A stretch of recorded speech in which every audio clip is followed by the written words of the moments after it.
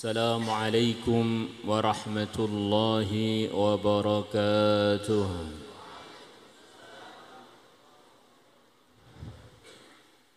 نحمده ونصلي ونسلم على رسوله الكريم أما بعد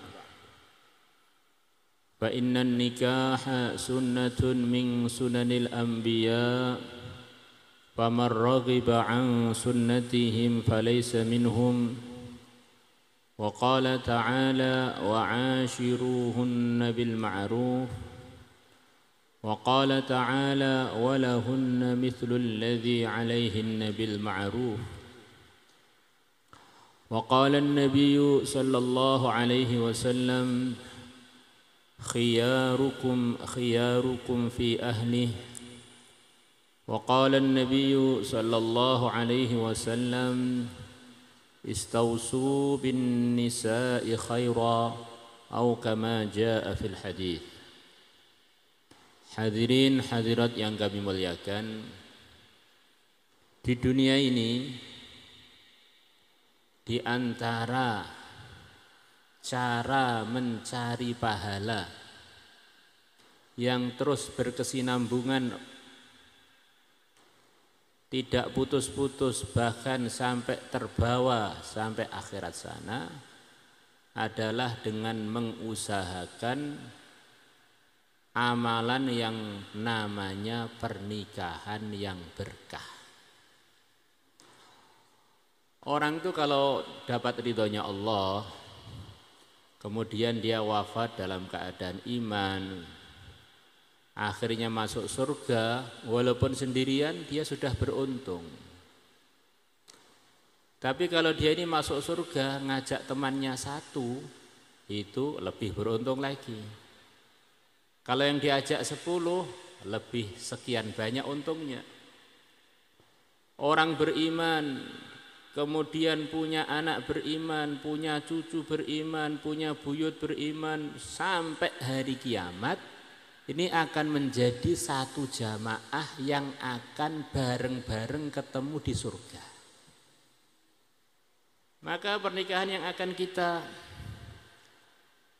laksanakan sebentar lagi ini merupakan satu langkah yang begitu besar. Kalau Allah terima dan Allah mudahkan, itu akan terbentuk rombongan sampai hari kiamat untuk menuju surga. Yang istilahnya dalam bahasa Jawa membentuk keramat gandul. Walladzina amanu wattaba'athum dzurriyyatuhum biimanin alhaqna bihim dzurriyyatahum wama alatnahum min amalihim min syai'.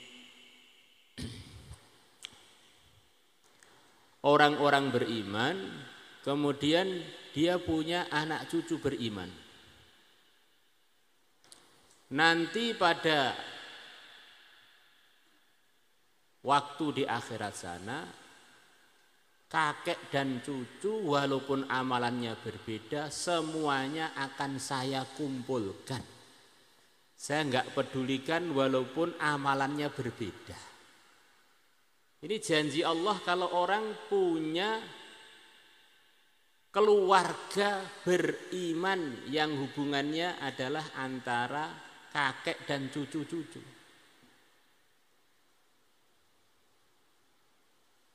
Maka harapan kita punya ayah yang beriman, kakek beriman. Bahkan semuanya kita punya kakek yang sama, yaitu Nabi Adam, Nabi Nuh. Harapannya kita nanti diizinkan untuk bertemu bersua dengan beliaunya di surga nanti. Kalau kakeknya orang soleh, hafidh Quran, seorang ulama, harapannya cucunya walaupun ngontak ngantuk nanti diizinkan untuk menghadiri majelisnya kakeknya di surga sana. Begitu pula umpamanya kakeknya awam, orang tuanya awam, tapi anaknya atau cucunya hafidh hafidhah. Harapannya dengan adanya cucu yang soleh solehah ini akan mendongkrak derajatnya kakek-kakek, ayah-ayah yang derajatnya di bawah anaknya atau di bawah cucunya. Karena ini adalah satu link keturunan yang berhubungan darah. Nah, ini apa ada dalilnya Pak? Ada. Ada orang tua punya anak hafid Al-Quran. Orang tuanya tidak hafid Quran, bahkan kalau perlu enggak hafal surat Fatihah dengan baik. Nanti kedua orang tuanya dengan sebab derajatnya anaknya yutawwajani bitajin min nur dhauhu ahsaunu min dhaui syamsi ahadikum fid dunya au kama jaa fil hadits. Kedua orang tuanya anak yang hafid Quran tadi akan diberi mahkota kemuliaan yang sinarnya lebih terang melebihi matahari kita di dunia ini. Kesimpulannya, nikah itu perkara besar. Maka orang tuh pengen anaknya jadi presiden aja siap tirakat, jadi pegawai negeri siap tirakat. Maka kalau kita pengen anak cucu yang soleh solehah, jadi rombongan besar masuk surga, mestinya selepas qabil itu kita harus lebih dewasa dalam beriman, bertakwa, beramal, berjuang. Karena amalan kita itu mempengaruhi masa depan diri, anak dan cucu-cucu kita. Suami istri ketemu lupa amal, suami istri ketemu dapat pahala, semestinya begitu. Lupa amal, maka setan akan nimbrung di dalam pertemuan tersebut. Kalau terjadi anak, anaknya akan mengandung unsur nakalnya setan. Sebaliknya kalau keduanya ketemu, kemudian baca bismillah, Allahumma jannibna wa jannibis syaitan fima razaqtana. Yang berbicara mulutnya, ternyata berkahnya meresap sampai ke tubuhnya, meresap sampai ke darah dagingnya, meresap sampai ke benihnya, kemudian terjadi anak, anaknya tidak akan bisa digoda syaitan selamanya. Maka itulah yang dikatakan oleh sebagian ulama, amalanmu itu adalah masa depanmu sendiri dan juga masa depan anak-anakmu sampai hari kiamat.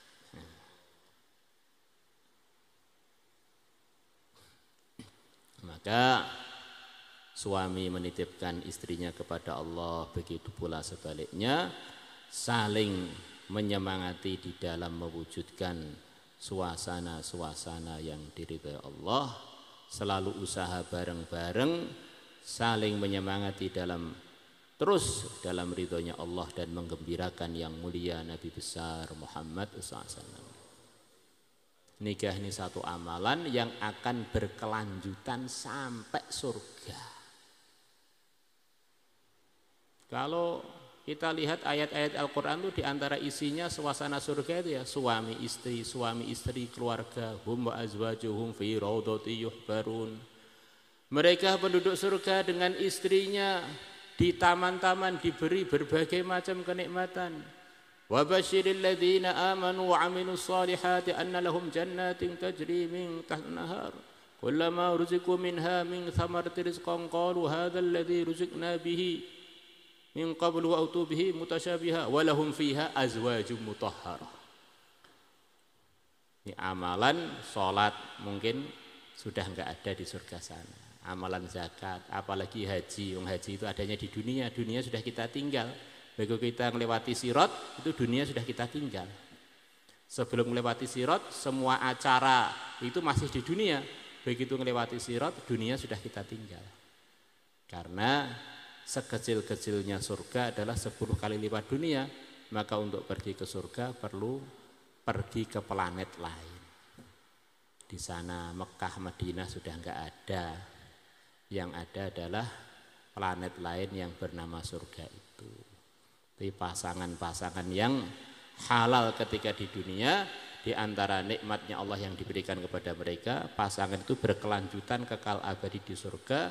Semoga itu adalah kita semua, khususon calon pengantin berdua Muhammad Rizki dan makhtubahnya. Qulu qawli hadza wa astaghfirullah li wa lakum wa lisairil muslimin fastaghfiruhu innahu huwal ghafurur rahim. Astaghfirullahal azim alladzi la ilaha illa wal hayyul qayyum wa atubu ilaih. Astaghfirullahal azim alladzi la ilaha أشهد أن لا إله إلا الله وأشهد أن محمد رسول الله أشهد أن لا إله إلا الله وأشهد أن محمد رسول الله أشهد أن لا إله إلا الله وأشهد أن insyaallah saksinya Kang Hasan. Kemudian teman kami nih Kang Aziz, silakan. Tambah muda. Jubahnya, serbannya dan jenggotnya warnanya sama. Alhamdulillah. Ada seorang istri bilang pada suaminya, "Wahai suamiku, coba toh rambutnya yang putih-putih itu dicabuti atau diwarnai apa gitu loh biar tampak muda." Kamu tuh gimana sih? Saya ini nunggu rambut saya ada putihnya itu sampai umur 50 tahun, masa baru datang malah suruh ngilangkan. Ini anugerah Allah untuk orang-orang 50 tahunan ke atas. Masya Allah. Ini anak-anak muda nggak dapat itu. Nahmaduhu